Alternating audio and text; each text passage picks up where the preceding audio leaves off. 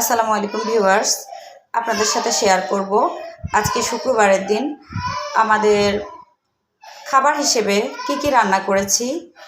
তো এখানে প্রথমে আছে গরু মাংস রান্না করেছি আলু দিয়ে। এই তো বাচ্চারা যেহেতু গরু মাংস খায়, আবার মুরগিটার প্রতি একটু বেশি আকৃষ্ট, তো সেজন্য মুরগি রান্না করতেও ভুলিনি। এই তো ছোলার ডাল দিয়ে মুরগির মাংস রান্না করেছি। এখান থেকে কিছুটা অংশ বেড়ে রেখে দিয়েছি, আর যেটা আমরা দুপুরবেলা খাবো এটা রেখেছি।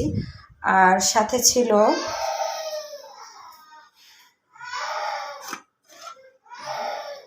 মাছ ভুনা। এই তো